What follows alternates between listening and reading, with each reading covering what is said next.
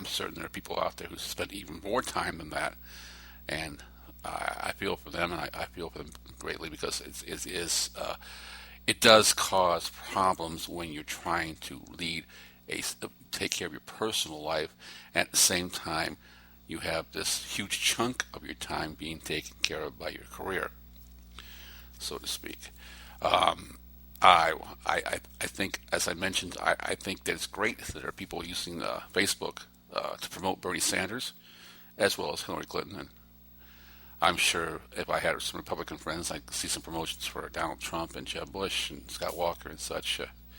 Fortunately, I don't have that on my Facebook page to dwell through. Now, there are some things on my Facebook page that do upset me, but we're going to go over that here shortly.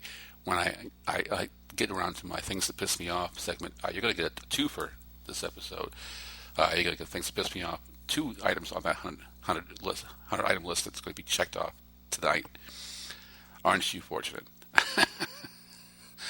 But this is not something that pisses me off. I understand, especially my policy where I work at is no cell phone while you're on the job. I assume, and I'm sure it does not pertain to when I'm off the clock, which can be periods of time when I'm on either a break or a lunch break. I get a break and a lunch break, so I get both of those. So I'm quite fortunate there.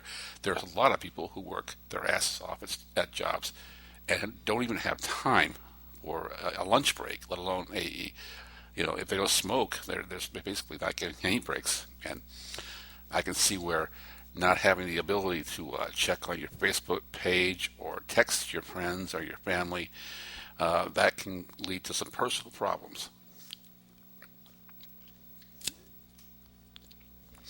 I want to take you back to a time, dust off the old memory lobes, so to speak, and take you to a time when I worked in the workplace, not as long ago as you think, please. When I was in my 20s, we didn't have cell phones even. And when you were at work, you basically were only allowed personal phone calls in an emergency. And that made sense. I mean, you don't want to interrupt someone's work. And the phone that represents that workplace's phone line and say, so maybe your girlfriend or your wife can call up and say, hey, you need to bring home a gallon of milk on the way from work. That would not have gone over well. Would not have gone over well 20 or 30 years ago at all. Only emergency phone calls were allowed, and most bosses were even more lenient enough to even allow a few personal phone calls during the course of a day, as long as they weren't. I'm sorry, I'm dealing with. Damn. Pardon me. I hope I didn't hit my microphone too hard there. I'm dealing with a gnat problem in my garage. Sewer gnats. If you ever had those, yes, not a good time. Anyway, where was I? I'll get back to that later. I have a home remedy that's working for me, but not at the pace I'd like it to. As far as the workplace goes, there were some bosses that were more lenient, as long as you didn't, indulge in the situation or take advantage of it, who'd allow phone calls of more personal nature than emergencies, as just as a courtesy. It's a common courtesy. That's a thing I agree with there. That's fine. I'm hoping there's not employers that are making their employees have their phones shut off the entire day, regardless of whether they're on break or not, saying if they're on property they can't have their phone on. And even if they did, the way smartphones operate, they'd have a hard time enforcing that rule anyway. But it's parents, obviously parents who work have to contact babysitters, make sure things are going okay, make sure that some have babysitters who have to get their kids off to school and make sure everything works out fine with that. All of these things are very important parts of our personal life that occur while we're at work. And the luxury we now have to be able to take care of that much easier with text and such is a good thing. But as far as posting on your Facebook page, tweeting, and things as such, and I'm guilty as the next person of getting so upset that I've gone to the bathroom and vented on Facebook. I try not to, though, because I think that's wrong. Even though you're in the restroom taking care of personal business as it is, dumping on Facebook to boot, yeah, it doesn't make it right. So that's my opinion there. These millennials, the concern I have is these millennials who say they actually would quit their job if their phones were not allowed at work. That's taking it to a level that's a little bit excessive, in my opinion, and certainly I wouldn't go that far.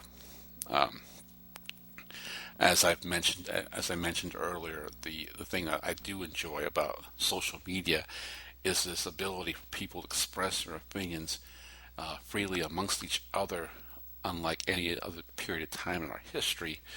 And I think that's always a good thing. That's always a good thing. So, things that piss me off. Let's get into number 41. Things that piss me off. While we're talking about social media and posting on your Facebook page, and I have absolutely endorse anyone to take care of their political issues on Facebook or Twitter. There's some Twitter, excuse me. Did I just say Twitter? Twitter.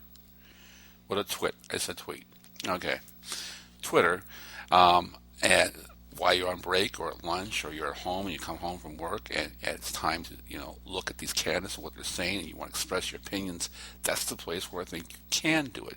There are some people who have a problem with that. They think that Facebook should just be used for personal, like showing pictures of your cat or your family barbecue over the weekend or some funny things you saw on the internet. They get upset actually when people post political stuff on their page. Well, to them I say, hey, there's something else that's posted on Facebook on my page that upsets me, but I deal with it in a different way than they do, obviously.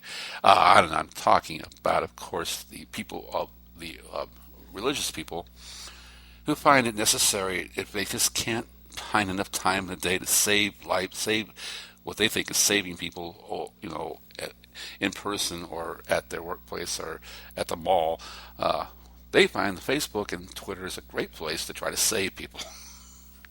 It just pisses me off. I don't need to see that crap. I just don't. And I'm not saying that, I'm not trying to be evil about this. I'm just trying to say that there are some things on social media that probably should be not banned, but should be considered not appropriate.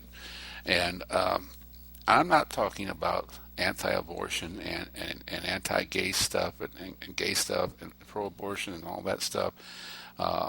These are issues, political issues, and those are political issues. That's a different thing.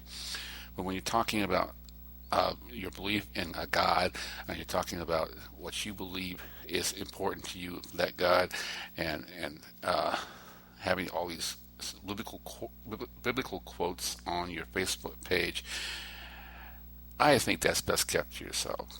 That's not political. That's personal, very personal. And there's some things that are just too personal, I think. It's the equivalent, in my opinion, of posting your sex life on your Facebook page. Maybe, maybe extreme example, but something that most people should just keep to themselves. You don't know who on your page is an atheist, an agnostic, or a religious person. If they haven't given you that impression, or if they had given you the impression, even if they've given you the impression that they're an atheist, the Facebook and Twitter sites and social media sites are not the place for that kind of conversation. Social media mass conversion is neither likely nor possible in most cases. I don't think I'm going to ever hear of a case where someone says they were saved because of a message they read on Facebook. Sorry, I just don't believe that. If you are saved by a message you read on Facebook, you might be under that classification of being highly gullible and very lazy, to say the least, that you're making this huge life decision based on something you read on a Facebook page. So that pisses me off, and that's number 41. I'm going to give you number 67 later on in the show. Look forward to that one, and I hope that I got that off my chest now. And anyone who happens to be a friend on my Facebook page, and there's now 1,200 strong of you on my Facebook page, as well as 800 strong on my podcast page. Just consider that before you post something religious. Maybe instead of posting that to just everyone on your Facebook page, just post it to the people who you know will actually appreciate it, and leave others alone as far as that goes. I'm not going on my Facebook page to find out whether or not there's Jesus or not in my life. I pretty much know the answer to that one, and I don't think a lot of the people on my Facebook page who are religious would appreciate the answer. I'm going down south, I'm gonna have myself a time. Friendly faces everywhere, humble folks without temptation. Going down south, I'm gonna leave my woes behind. Everybody doing it, people starting howling heaven. Heading on up south, I'm gonna see if I can't unwind. So come on down south, I can meet some friends of mine.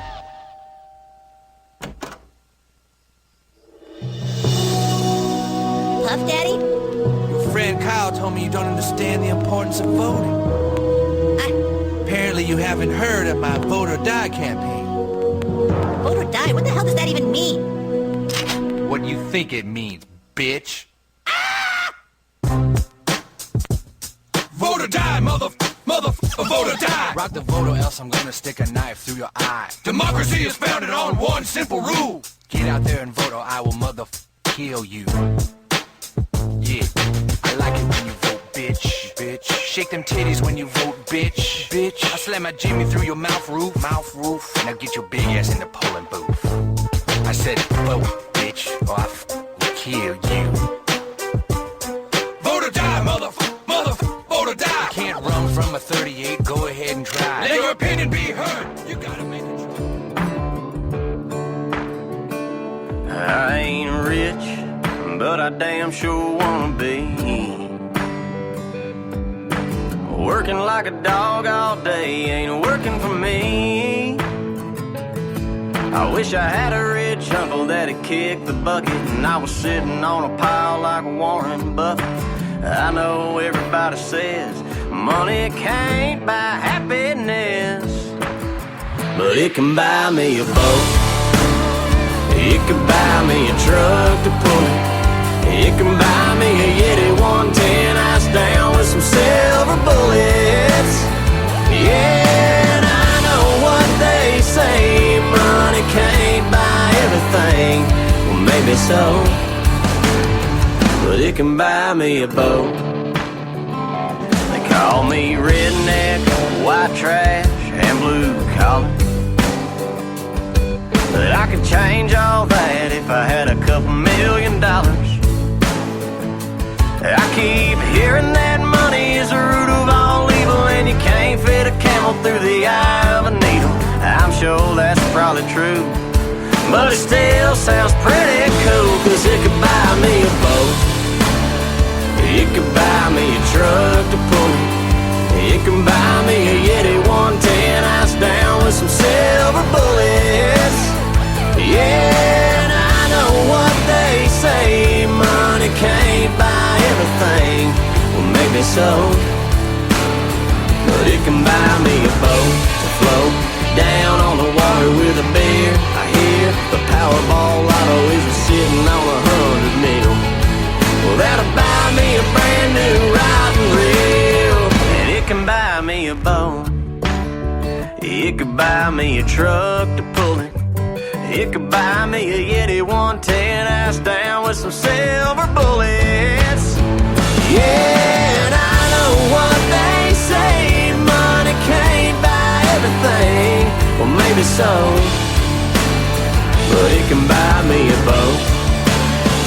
Yeah, and I know what they say, money can't buy everything. Well, maybe so, but it can buy me a boat. Yeah, it can buy me a boat.